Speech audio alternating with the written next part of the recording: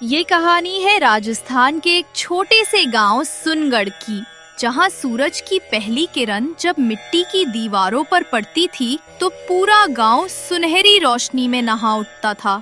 लेकिन उसी सुनहरी चमक के बीच एक ऐसा आदमी भी था जिसकी आंखों में सिर्फ सोने की चमक थी।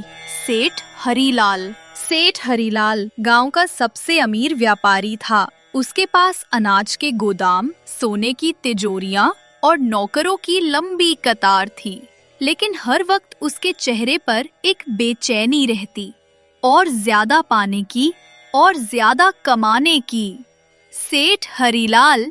मुंशी जी, पिछले महीने का हिसाब देखो। गेहूं का भाव चला है, अगले हफ्ते 5 बोरे और जमा कर लो। पैसा वही है जो तिजोरी में बंद हो, जेब में नहीं। उसी गांव में रहता था गोपाल, एक गरीब मजदूर। पिता की मौत के बाद उसने माँ का सहारा बनने की ठानी थी। लेकिन जब गांव में काम खत्म हो गया तो वो सेठ की दुकान पर पहुंचा। सेठ जी, 2 दिन से काम नहीं मिला।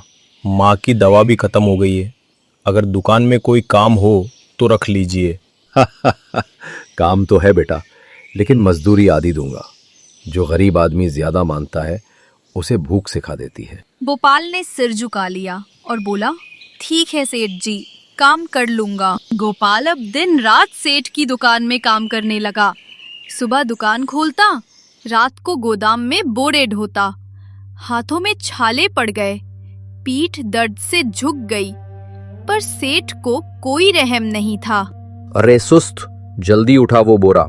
जब मैं तेरे जितना था तब 3 लोगों का काम अकेला करता था। हरीलाल गरीब लड़का है, थोड़ा पानी दे दो इसे, दिन भर काम करता है। तुम औरतें हमेशा दया दिखाती हो। व्यापार दया से नहीं, अक्ल से चलता है। फिर एक दिन आसमान ने जैसे मुंह मोड़ लिया। न बारिश हुई, न खेतों में हरियाली।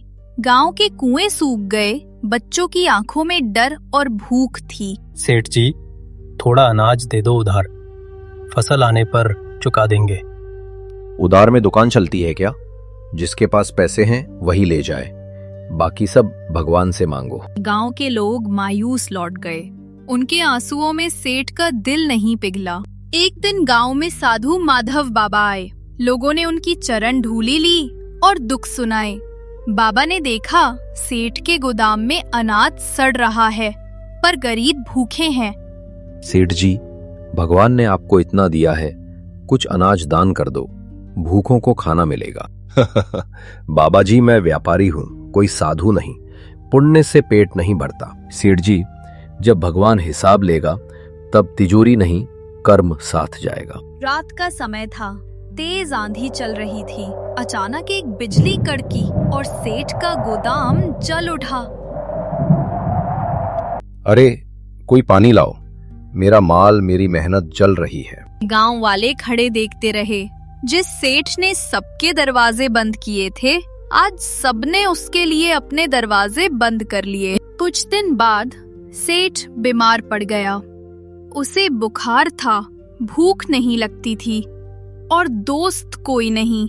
तभी गोपाल आया, वही लड़का जिसे उसने आधी मजदूरी दी थी। देखो हरीलाल, जिसे तुमने ठुकराया वही आज तुम्हारी सेवा कर रहा है। गोपाल बेटा, मैंने बहुत पाप किए। लालच ने मुझे अंधा कर दिया। अगर भगवान ने मौका दिया तो मैं सब कुछ दान कर दूंगा। कुछ हफ्तों बाद सेठ हरीलाल ने गांव के मंदिर में जाकर अपनी सारी संपत्ति दान कर दी। गोपाल को बुलाकर कहा, बेटा, इस अनाज का गोदाम तुम्हारे हाथ में रहेगा, लेकिन अब ये सबके लिए होगा, किसी के भी पेट की आग बुझाने के लिए। लालच का अंत हमेशा विनाश होता है। जो इंसान दूसरों की मदद करता है वही असली अमीर है। पैसा कमाया जा सकता है, पर इंसानियत, उसे कमाने के लिए दिल चाहिए।